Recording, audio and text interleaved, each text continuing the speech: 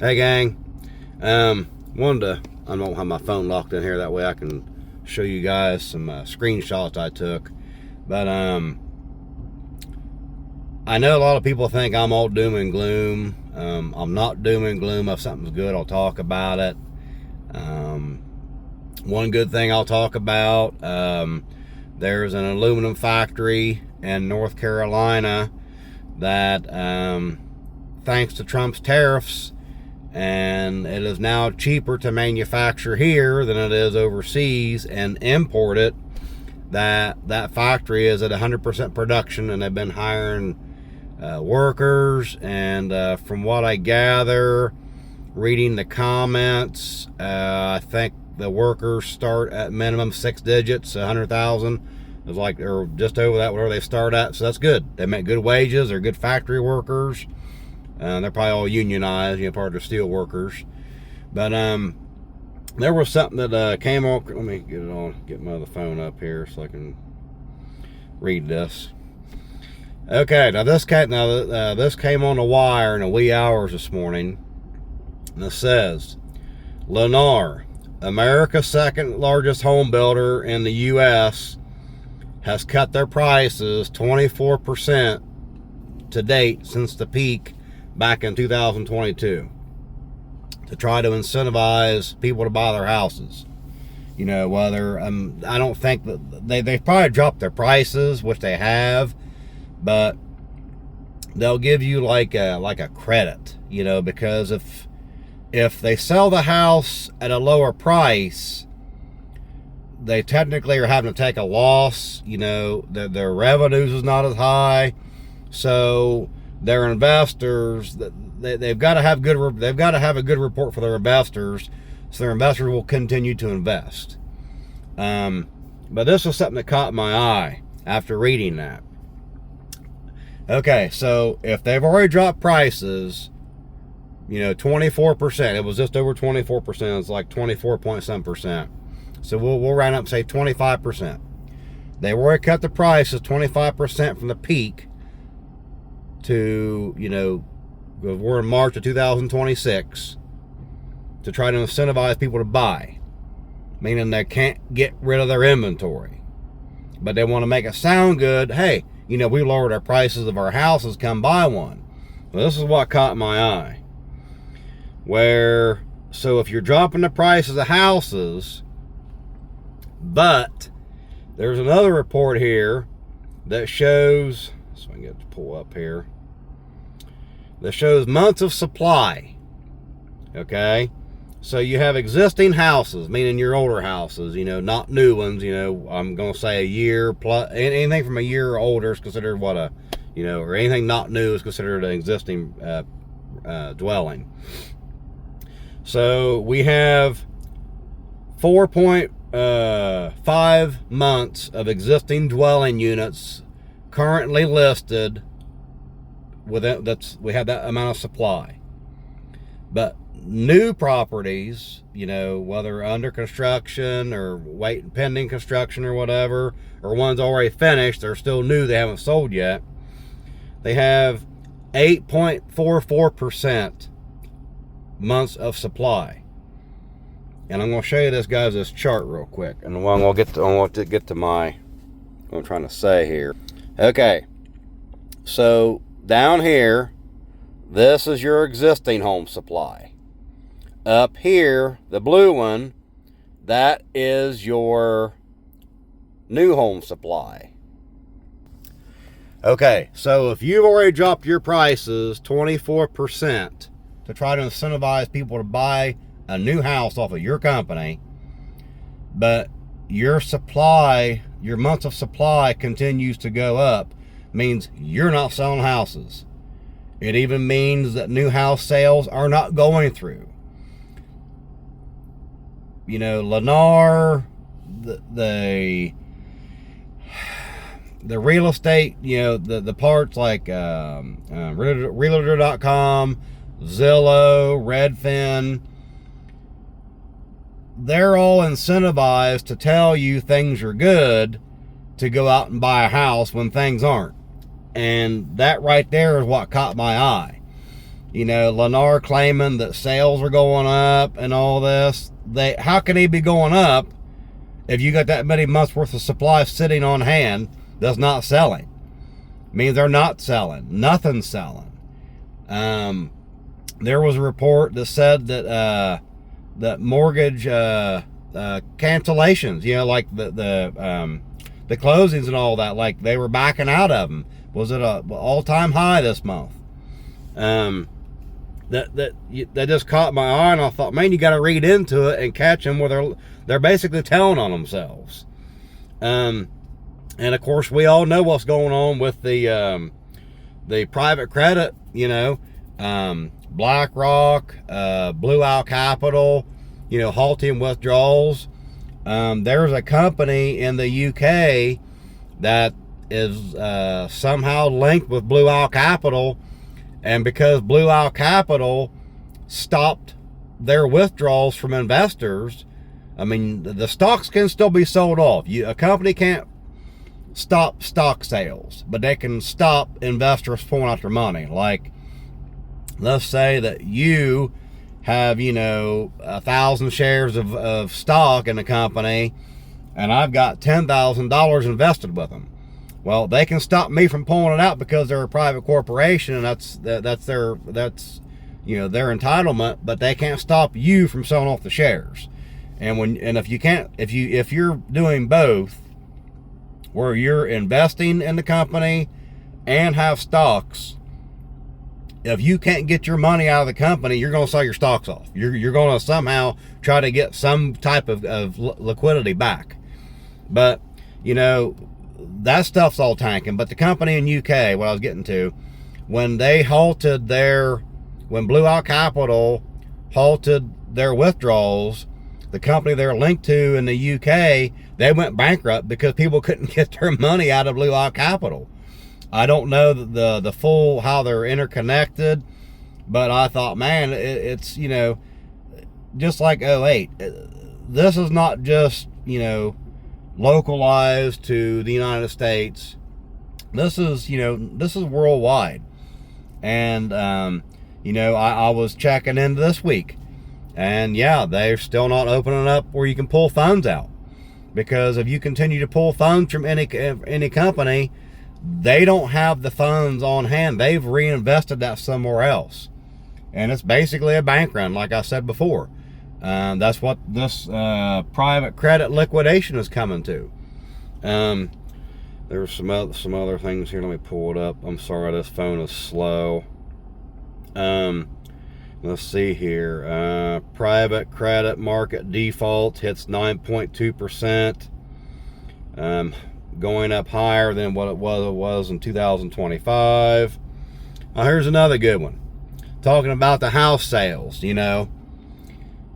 if home sales were so good, Fannie Mae and Freddie Mac, there's the article. I was reading it. It was from, who was this, Bloomberg or one of them? I got this morning. This was yesterday. Said shares of Fannie Mae and Freddie Mac are down 70% in the last 6 months. So the investors aren't dumb that have invested money, stock shares into Fannie Mae and Freddie Mac. They know what's coming. They're trying to get as much cash out as they can get. They're cashing in on anything they can get because they want liquidity when this stuff finally, becomes like they make it known, like the media starts talking about it, like happened in '08. They didn't talk about it. They kept telling you everything was good, and then boom, one day, boom, it all foreclosures are just, have outpaced, non-foreclosure, sales. This stuff like that. And this would have all happened 5 years ago, but they kept printing money to keep it from happening. They printed so much money that they're running out of room on what they can do, because I was checking, I did research, even checked AI, and I asked the question, can the U.S. afford another 2008 style bailout? And the short answer is initially yes. The government could print all the money at once. But sustain the payments and the debt? No. It would collapse. It would collapse the economy. So that right there tells you, which I already knew this, but they're not going to have bailouts in this because they can't afford it. There's no way that we could sustain that. And even you can even ask AI the same question. Now where I'm at, this place, when I was this was built, I was in high school. This was been back in 1993, and this was all big farms, you know, before it was built. But there was this mall they built here, and one downfall to it to begin with is it's an outdoor mall. It's not like a mall that people think of where everything's inside. But they built this in 1993, and I remember they even come to the schools looking for workers to come out. You know, they wanted us high school kids to come out here and work because they needed workers. And I remember as a kid, this place was packed. I mean, every day of the week, it just got so big they had to build a second parking lot.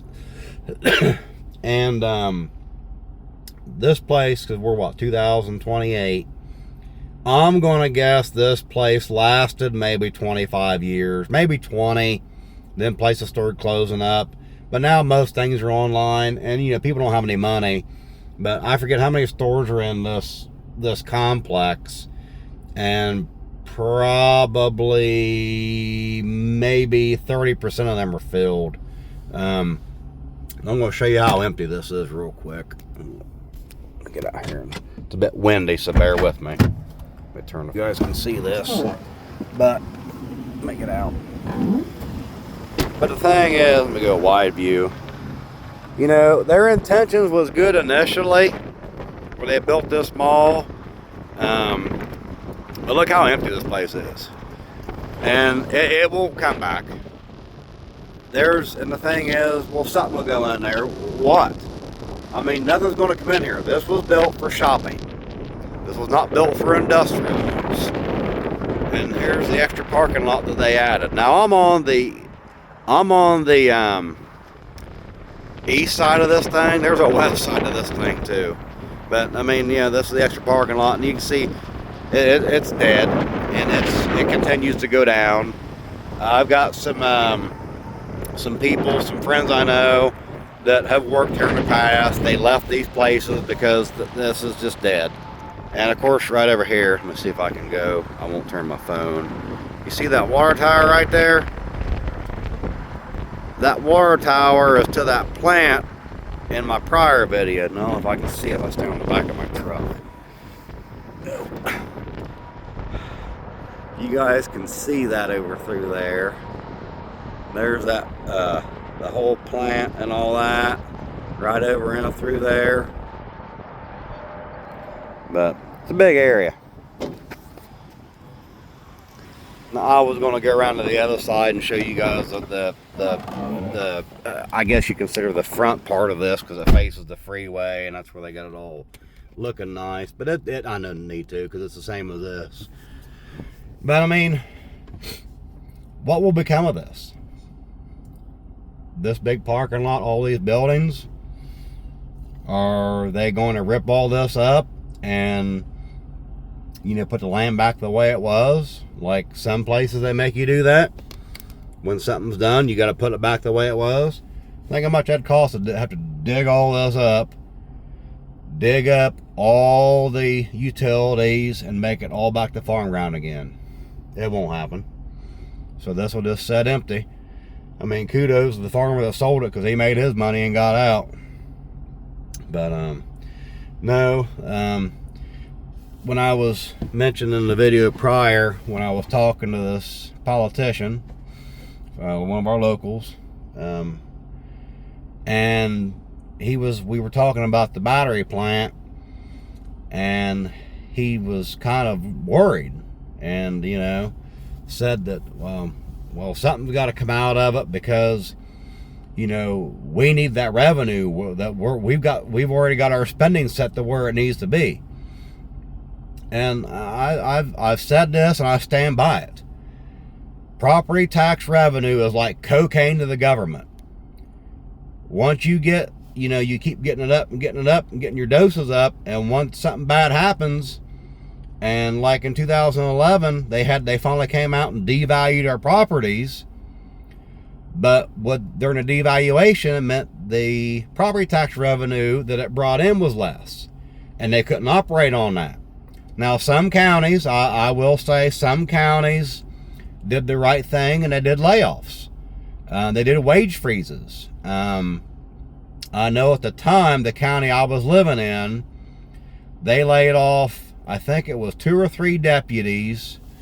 There was a few from the JFS office, the welfare office, you know, children's services, welfare department, all that. They laid off a few of those. They went on wage freezes, but they did what was needed. And like I told him, I said, you're going to have to make some cuts. You're going to start cutting stuff. People's not going to be getting raises. Because like I said, I'd consider running for commissioner. It would have been cool, but with me traveling in the wintertime, because I don't like the cold, I didn't feel it would be right for me to get elected and then me not be here other than to vote. You know, I didn't feel that would be right. I don't agree with that. I don't agree with how Congress does that and the Senate with all of our money. But I'm the type of person that if we don't have the money, you start making cuts. You got to start laying people off. You got to start getting rid of stuff. Back to that bailout thing, I told you I did research on. I was checking different sites. I asked AI. We're coming to a critical junction with the debt of the country, but when, you know, I think what we're getting ready to happen is going to be worse than 08. It's going to make 08 look like a mini recession. Now, there was one area that gave a little bit of different look on could the government afford another bailout, and one said yes, but the way they could do it is they would have the federal government would have to start selling off national parks, you know, because they didn't seize it. They paid the people for the land. You know, like one of my favorite places is Cades Cove down in Tennessee, down there in the mountains. Well, it's like a big valley in between the mountains, and that the government will have to start selling off national parks in order to pay for, you know, any extra debt that they continue to go into. Would they be happy with it? No. Do I think that it would help them? Yeah. Down the road, they're going to try and seize it back? Probably. But yeah, that was the only way that it could sustain another bailout, was by selling off national parks, you know, to try to cash in on the land. But I'm just looking at like this. This what I showed you guys right here. This is literally a waste of land now. What are you gonna do with it? Nothing. And I remember when they built this, like I said, they come to school and they asked us to come out here to work and all that crap, and they paid good money back then. I'm thinking that this was in the mid 90s, and they were paying like, I don't know, it was like $6.50 an hour, which minimum wage back then was what, $3.75, $4, $4.25. So it was well above minimum wage, and of course stuff was cheaper back then. But you know, all this revenue that this thing once brought in, it worked for a while. Now it doesn't. It's just wasted land, and it's sickening. And you see that. I see that more up here in the Midwest because, you know, we're the Rust Belt. But I don't know. Do you guys see the same thing in your area? You know, do you guys live in a different state? Have you guys had the same thing happen and stuff like this? So, but now I wanted to read those articles to you, and I just, because like I said, I don't mean to be doom and gloom, but I'm being realistic. This crap's coming. The last crypto run up just a few days ago, I took more profits. I've been going to liquid. I'm probably about 90% liquid right now. I've gotten out of crypto. Anything else I've got, but I will buy back in, because you're going to see it when I mean, the hell of the markets. I mean, I've been looking at the Dow Jones. The last month, it's down like 8%. I mean, it's nuts. And the thing is, you got a real bad day, then you got a partial good day. Oh, the market tanked 700. Oh, the market's back up 200. No, you're still down 500. You're not up, you're still down. And it keeps going down and down and down. With the feds doing what they're doing, Trump especially, the government's going to pump up, GDP by buying war materials to make the economy look good. The GDP, I mean, the PPI, it's crap too. Everything sucks. But that's why I said, don't go into debt if you don't have to. Don't get in over your head on payments. I mean, I don't like payments. My thing is, if you can't afford to pay cash or write a check, you don't buy it, excluding a house, and to a point a vehicle. But don't go into debt. Keep living below your means. Live within your means, but live below if possible. I'm gonna see if there's anything else I can catch you guys on another video. But like, this is 2 back-to-back I made today, because I was gonna make some 3 days ago. I try to make one every few days, but all that stuff started coming in, and of course I've been a little busy with my truck insurance and all that crap where that guy hit me. But hope you guys enjoy my content. I'll keep reporting. Like I said, some of you, I know you don't like doom and gloom. I'm not being doom and gloom. I'm just telling you what's going on, and just trying to prepare you, because I've had people make comments to me in the past that said that I was taking advantage of people's misfortune when back when I was buying all my houses. And the thing is, whether I bought it or the bank was going to buy it, it was either way going to sell. They were losing it, so somebody was going to buy it. And I made sure I invested, and it's paying off now. It's paying off real good. But anyway, hope you guys enjoy my content. Tune in for future content. Subscribe to my page. Please like my videos. I'd appreciate you guys sharing it. That's best thank you I can give you guys, for me, if you guys share my video. I'm trying to get my numbers up. I'm just over 600 and some. I'm trying to get that 1,000 mark. So that's my goal. I made 500. My next goal is 1,000. But yeah, stay tuned. Take care, guys.